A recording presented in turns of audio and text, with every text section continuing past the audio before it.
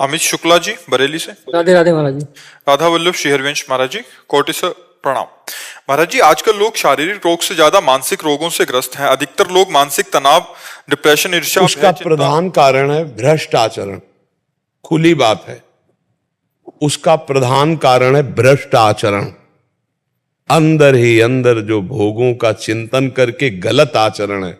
आप बुरा मत मानिएगा, आज जो समय चल रहा है, हम कई बार इस पर बोले हैं, ये जो गर्लफ्रेंड बॉयफ्रेंड चल रहा है ना, ये महाविष है, महाविष।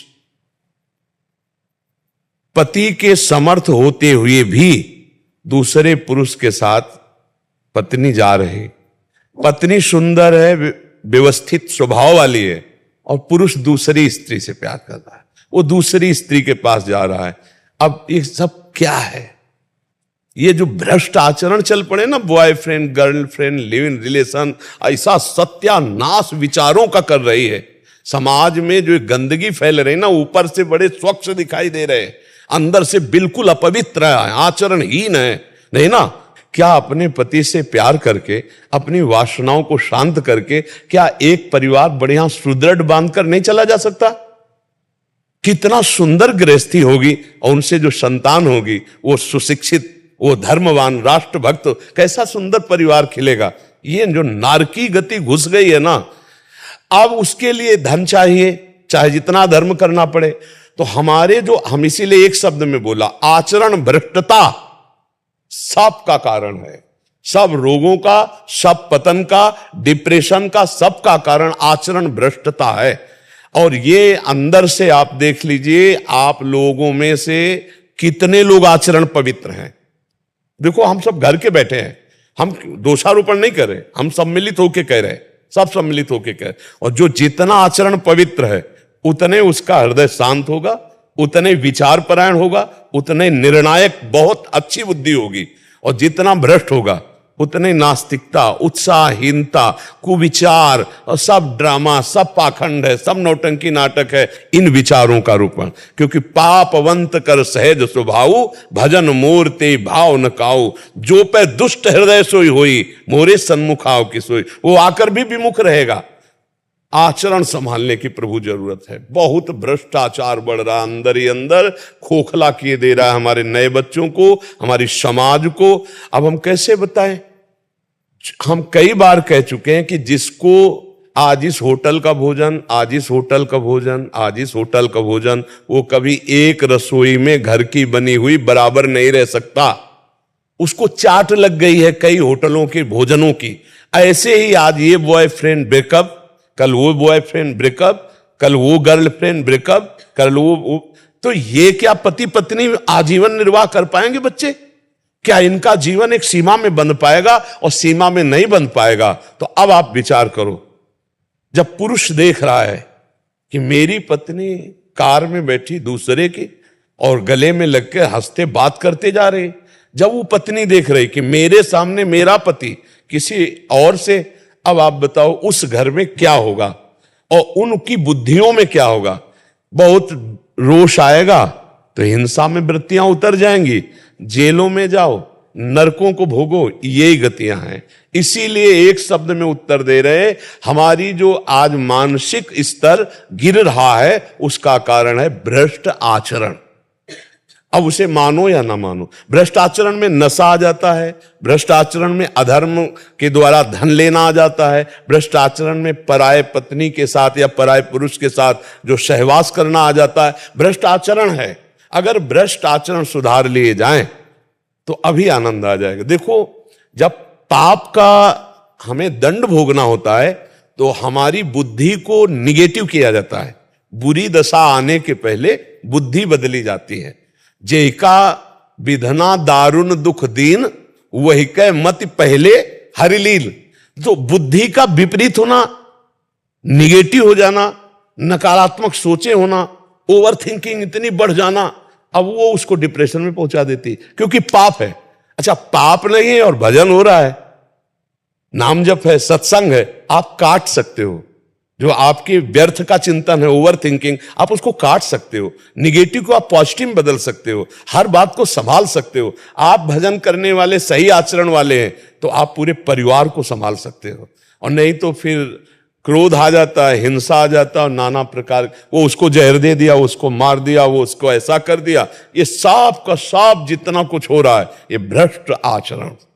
इस शब्द को अगर सुधार लिया जाए, भ्रष्ट आचरण, तो आज हमारे मानसिकता में जो कमियां आ रही, जो शारीरिक कमियां आ रही हैं, जो समाज में कमी आ रही, ये सब दूरी हो जाए। बड़ी ईमानदारी वाली बात है कि हमें अपने आचरण सुधारने की बहुत जरूरत है।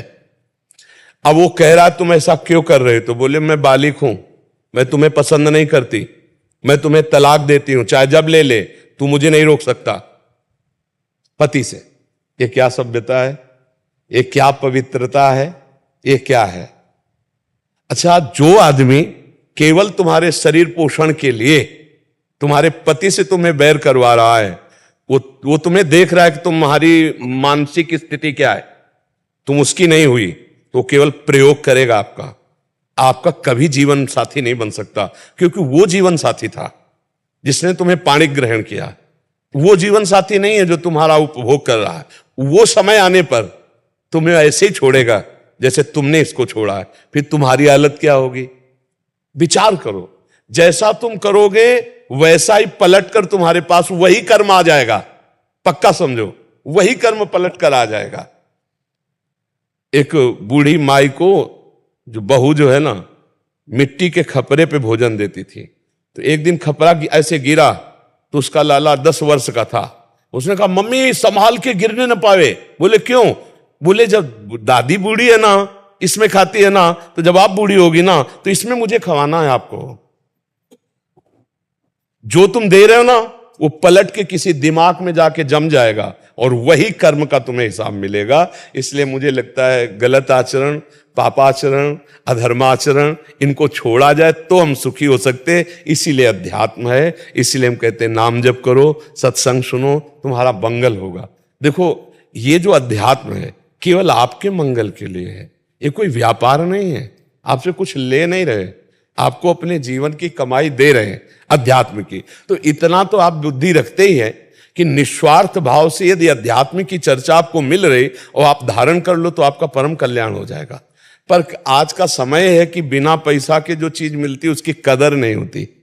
नहीं, पर कदर हो तो फिर अभी जैसे लगा कि 51,000 रुपया एकांतिक में, फिर आप बड़ी सावधानी से सुनेंगे क्योंकि 51,000 दिया है, बड़ी मुश्किल से हमको सुनने को मिला है। अच्छा, फ्री जैसे अलग तो उसमें, पर वास्तविक जो कदर करने वाले वो यही जानते हैं कि अध्यात्म कभी बिकता ले और जो बिकता है वो कभी अध्यात्म होता ले। ये भी बात समझ लो, अध्यात्म कभी बिकता ले और जो बिकता है वो अध्यात्म होता ले।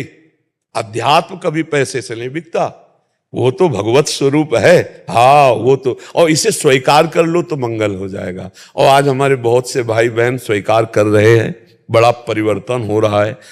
श्री जी ठाकुर जी की बड़ी कृपा है। अब आज जैसे होगा, शनिवार था, 70-80 हजार लोग होंगे और उनमें से मुश्किल से 10-15% होंगे वृद्ध, माताएं, बहनें, बुजुर्ग नहीं, सब जवान जितने थे सब राधा राधा राधा। बड़ा अच्छा लगता है कि जब नौजवान भाई, तब लगता है कि अगर ये पीढ़ी सुधर जाए तो सब सुधर जाए, क्योंकि यही हमारे देश के भविष्य है। जो आज नशा में डूब रहे हैं, बेविचार में डूब रहे हैं, गलत आचरणों में जा रहे हैं। क्या होता है कि जैसे हम अधर्माचरण करते हैं ना तो हमारी क्षमता कम हो जाती है। जैसे नशा करने लगे, ड्रग्स आदि, तो क्षमता कम हो गई। अधिक बेविचार करने लगे तो क्षमता कम हो गई। अधिक पापाचरण करने लगे तो विचार की क्षमता कम हो गई। अब अगर उनको छेड़ दिया आप तो वो हर कोशिश यही करेंगे कि आपका नाश हो जाए, क्योंकि उनकी बुद्धि सहनशील नहीं है, क्षमता खो चुकी है। अब वो क्षमता जब खो तो बावरे हो जाते हैं। कैसे कर? जहां हमारी गलत आचरण होने लगते तो हमारी बौद्धिक शक्ति कम हो जाती, क्षमता कम हो जाती। तो अपने पूज्य जनों को सोचो, तो ये क्षमता सोचने की सब खत्म हो जाती है।